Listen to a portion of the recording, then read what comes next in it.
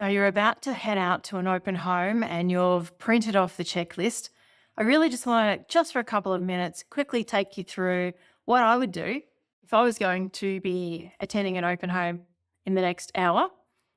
So we're going to go to the end of the Module 4 workbook and have a look at the checklist that I've got there. Okay, there are some tips at the end, but this is the checklist that I've created for you.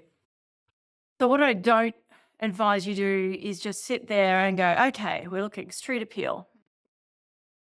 Okay, I'll give that a 8 out of 10. Okay, next one, parking. Let's have it. No. Time is of the essence, sadly. So what we've got to do is practice on our own home before we head out. Get out your mobile phone, put it on its widest camera setting, and have this list printed on a clipboard and stand out the front of the house. So you've just pulled up, you've driven up.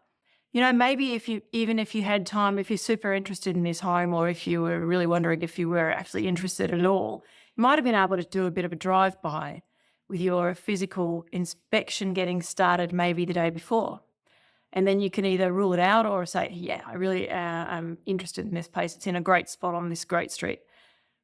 So it says at the top of the checklist in the top left-hand corner, it's a physical due diligence checklist. So as opposed to your desktop due diligence checklist. And of course, we covered that in Module 3, but through all of the research that you do in your desktop due diligence, that helps you decide if you're really interested in going to the home at all.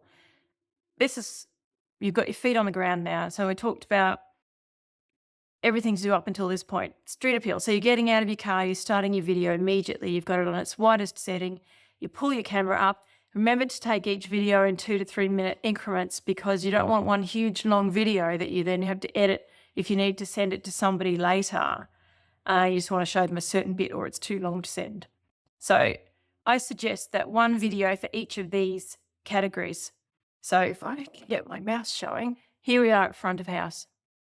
So you start your video and you say, okay, street appeal. Loving the huge, big shady trees out the front. How gorgeous is that? Walking up to the home, parking. Yep, I could easily park 2 cars in the driveway. It looks like there's a double garage. Street parking. There's not a lot of street parking here because it's only 2 blocks from a railway station or something like that. You can make these comments. You could say, I can see a bus stop. It's only about 200 metres away from here. And there's a roundabout, but I don't think the roundabout's close enough to bother me. Just start these comments as you're walking up to the property.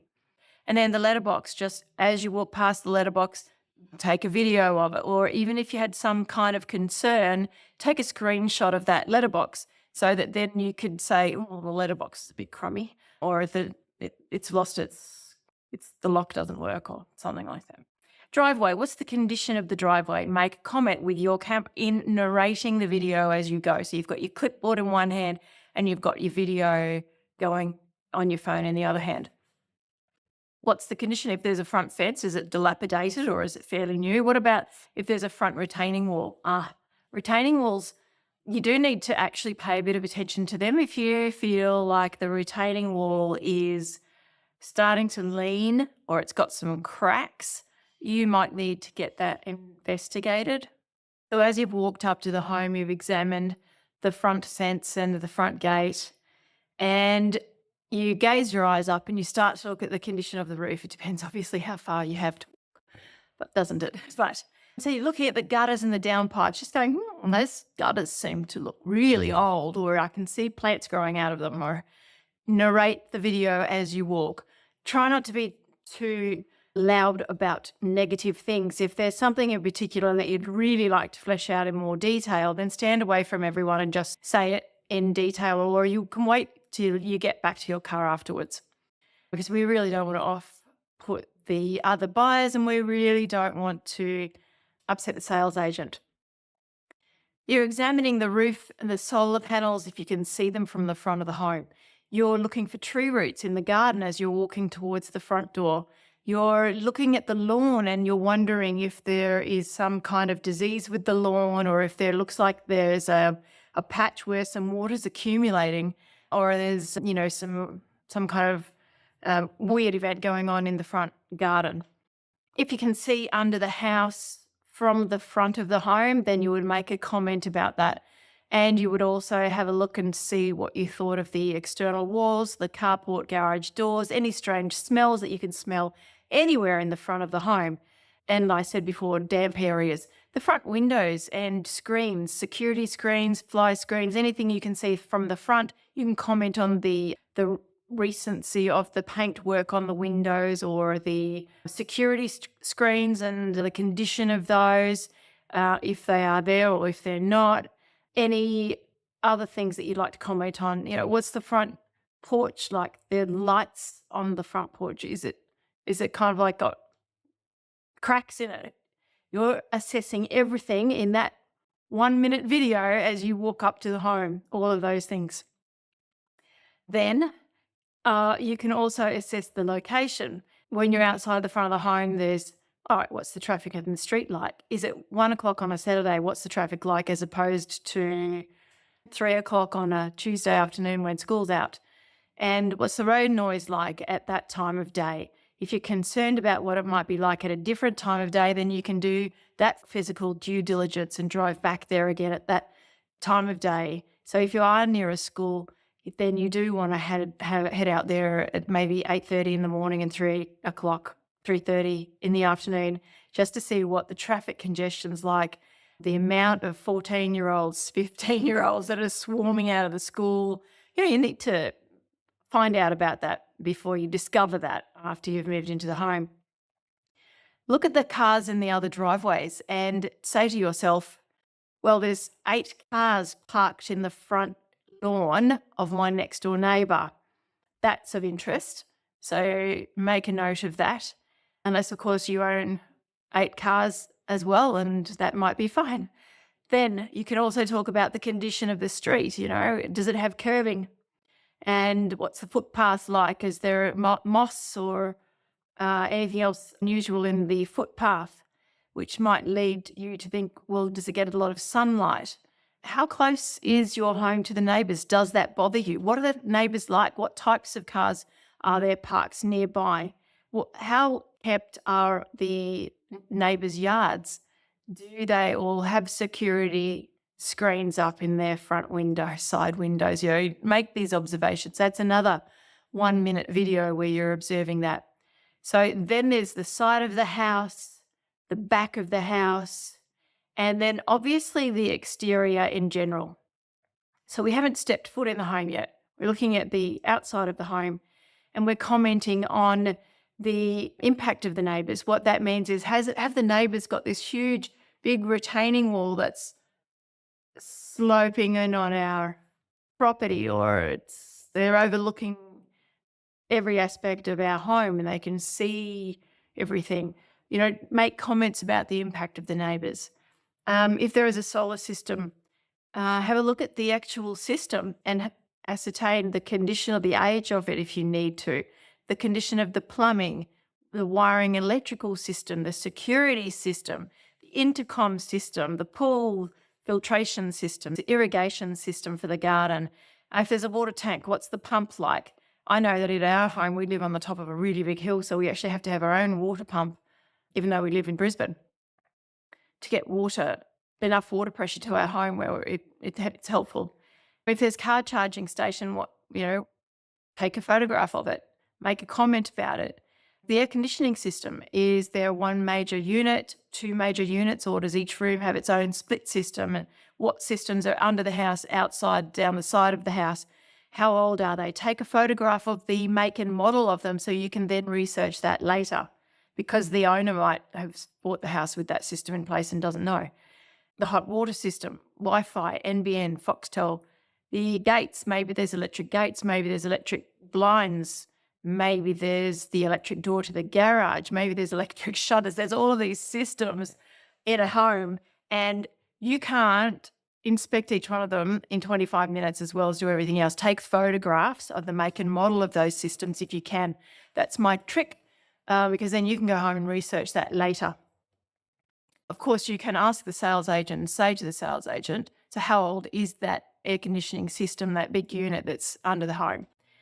And they may or may not be able to answer that for you. And the difficulty is that in a fast-moving market, they may not be interested really in finding out that information for you either, because they've already had 3 offers. so, mm, so taking note of everything around the back of the home as well. And also another one about outside is the direction of the sunlight. Do you want your home facing north? Do you want lots of sunlight on your swimming pool, or do you want your swimming pool in the shade most of the time? Pay attention to where the sunlight is coming from. Once you get inside the home, again, we're going to record a video for the master suite, a video for the bedrooms, a video for the laundry. You might be able to combine 2 or 3 of them in one video, but just remember, don't make the videos too long, because then if you only want to send one bit of the video to somebody later, you might need to edit it. Again, walking through the home, the first thing you're doing is you've got your wide angle lens operating on your phone camera, and initially you're going to comment on the smell. Smells fresh, smells like lavender. If it smells like lavender, why? Are they trying to mask a smell? Is the home ordinarily a little bit stale, and why does it smell stale in that particular room at the bottom of the stairs? So how much natural light is there? Comment on all of this. As you're opening the door, comment on the condition of the door handles and look behind the door. Are there any scratches or marks? Get it all in the video. And the reason is, if you decide to buy this home and you go back to the home for your pre-settlement inspection, well then you're going to be able to compare the condition of the home when you do we use the same checklist for the pre-settlement inspection.